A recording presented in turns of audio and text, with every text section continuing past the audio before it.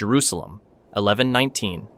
9 knights swear an oath to protect Christian pilgrims traveling to the Holy Land. Within 2 centuries, these warrior monks will control an empire worth billions in today's money, invent international banking, and become so powerful that kings will owe them fortunes. Their secret wasn't swords. It was something far more dangerous. The First Crusade had just ripped Jerusalem from Muslim control, and suddenly every Christian in Europe wanted to make the pilgrimage. But there was a problem. A massive, lethal problem. The journey from Paris to Jerusalem was over 2,000 miles of bandit-infested roads, treacherous mountain passes, and hostile territories. Pilgrims needed money for food, lodging, bribes, and supplies, which meant they had to carry gold. Lots of it.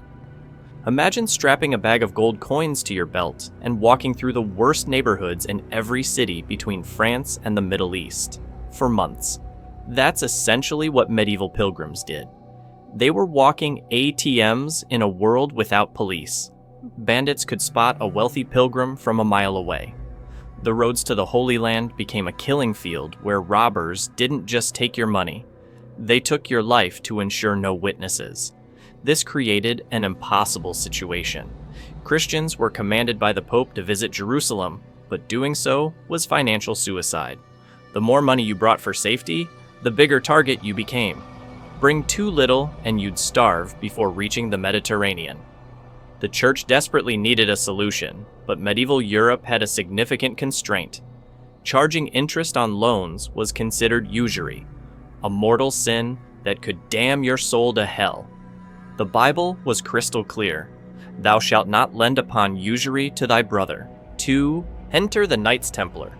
These weren't just soldiers. They were monks who'd taken vows of poverty, chastity, and obedience. But here's where it gets interesting.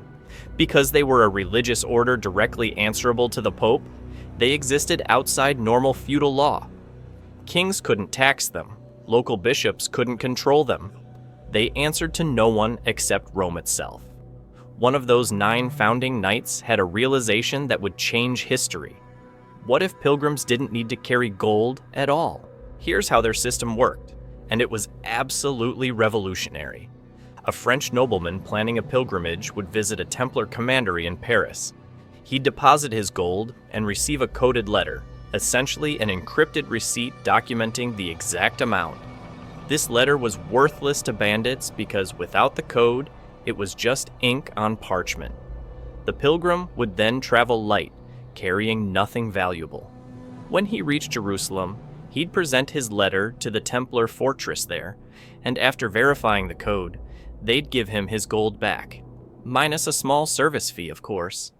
You just witnessed the invention of the checking account, the letter of credit, international banking, all created by warrior monks in chainmail. But the genius didn't stop there. The Templars realized something banks wouldn't fully understand for another 600 years. They didn't need to physically move the gold. If someone deposited 1,000 coins in Paris and withdrew 1,000 in Jerusalem, the Templars could just use gold they already had in Jerusalem. The actual coins never traveled, only information did. This meant they could process countless transactions without the insane risk and cost of transporting treasure across continents. Within decades, Templar commanderies spread across Europe and the Holy Land like a medieval franchise operation. They established fortified compounds in every major city, each one functioning as a bank branch. These weren't just churches. They were fortress banks with walls thick enough to withstand sieges, underground vaults, and garrisons of trained knights. You could deposit money in London and withdraw it in Acre. The Templars were the Western Union of the Middle Ages, except they had better security and swords. Kings and nobles quickly realized the Templars offered something even more valuable than pilgrim banking. They could store your wealth somewhere absolutely secure. Medieval castles were constantly under threat from rival nobles, peasant revolts, or your own treacherous relatives. But attacking a Templar fortress? That was declaring war on the church itself. Excommunication was the least of your worries. The Pope could release all your vassals from their oaths of loyalty. turning your entire kingdom against you overnight. So Europe's wealthy began using Templars as deposit boxes, not just for pilgrimages, for everything. And here's where the Templars made their masterstroke. Remember that whole usury problem? The church forbade charging interest on loans, but it said nothing about service fees, administrative costs, security expenses. The Templars weren't lending money at interest. They were providing financial services for reasonable compensation. Totally different. Definitely not usury. The Pope approved because technically they weren't breaking any rules, and the Templars became obscenely wealthy while maintaining their holy reputation.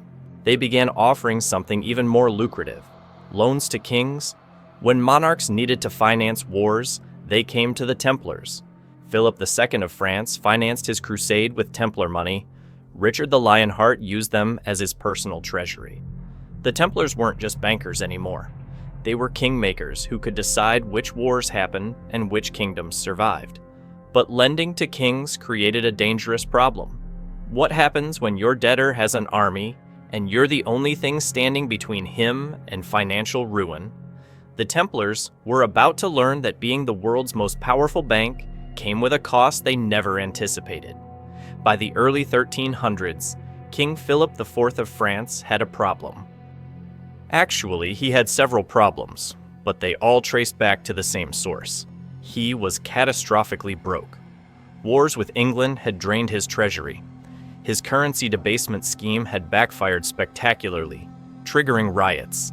And standing between him and financial collapse was the one institution he owed more money to than anyone else: the Knights Templar. Philip looked at his situation with the cold calculation of a man who'd already expelled all the Jews from France and seized their property. He owed the Templars a fortune. But what if the Templars simply ceased to exist? Problem solved, right? You can't owe money to an organization that's been erased from history. On Friday, October 13th, 1307, Philip executed the medieval equivalent of a coordinated dawn raid. Across France, royal soldiers simultaneously arrested every Templar they could find. The charges? Heresy, idol worship, spitting on the cross. The kind of accusations that were impossible to disprove and guaranteed to horrify medieval Christians. Were the charges true? Almost certainly not. But Philip had learned something crucial about medieval power politics. Debt plus accusations equals asset seizure. The Templars' real crime wasn't heresy. It was being rich while the king was poor. Under torture, Templars confessed to everything. Some admitted to worshipping a severed head called Baphomet. Others confessed to obscene rituals. When you're being stretched on a rack or having your feet roasted over hot coals, you'll admit to pretty much anything your torturer suggests. Medieval interrogation techniques were remarkably effective at producing confessions and remarkably terrible at producing truth. Pope Clement V, who owed his position partly to Philip's influence, initially tried to defend the Templars. But Philip had leverage. He threatened to put the previous pope on trial for heresy posthumously. Yes, you could be tried for heresy after death in medieval Europe. Clement caved. In 1312, he officially dissolved the order. The last Grand Master, Jacques de Molay, spent 7 years in prison before being burned at stake in 1314. Legend says he cursed Philip and Clement from the flames, prophesying they'd join him within the year. Philip died that November in a hunting accident. Clement died a month later. Coincidence? Probably. But it made for an excellent story that people still repeat 7 centuries later. Here's the thing, though.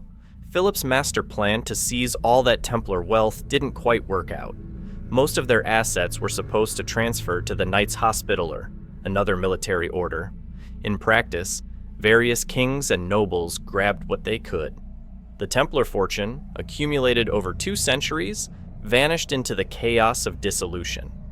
Some historians believe the Templars saw the arrest coming and moved their treasure. Others think the wealth was mostly on paper, not actual gold sitting in vaults. What we know for certain is that Philip didn't get nearly as much as he hoped. But the banking system the Templars created, that survived. Other institutions adopted their methods. Italian banking families like the Medici would perfect the art of international finance the Templars pioneered. The letter of credit evolved into modern banking instruments. The concept of depositing money in one location and withdrawing it elsewhere became fundamental to global commerce. The Templars proved something revolutionary. Information could move faster and safer than physical wealth. That idea underpins every digital transaction you make today. When you tap your phone to pay for coffee, you're using a descendant of the system warrior monks invented to move gold across medieval Europe. They also demonstrated that financial power could rival military power. For 2 centuries, the Templars were untouchable because they controlled the money. Their downfall came not from losing battles, but from becoming too powerful for kings to tolerate. It's a pattern that repeats throughout history. Institutions that control capital always eventually threaten institutions that control territory. The Knights Templar started as 9 knights protecting pilgrims. They became a multinational financial empire with its own navy, thousands of properties, and the ability to make or break kingdoms. They invented international banking, pioneered financial instruments that wouldn't be reinvented for centuries, and created a system so effective that we still use modified versions of it today. Their destruction didn't erase their innovations. It just transferred them to new hands. The methods survived because they solved real problems, moving wealth safely across distances, creating trust between strangers, separating physical gold from its value. These weren't just clever tricks. They were fundamental breakthroughs in how human societies could organize commerce. So the next time you use an ATM abroad or transfer money internationally, remember you're participating in a system that warrior monks in chainmail pioneered 700 years ago. They might have worn crosses and taken vows of poverty, but the Templars understood something timeless about power. Control the money, and you control everything. At least until the king decides you control too much. Control the money, control the world. The Templars learned that lesson and paid for it with their lives. But their invention outlived them by centuries. Every time you swipe a card or wire money across borders, you're using their playbook. They weren't just warrior monks. They were architects of the financial system that still runs our world today.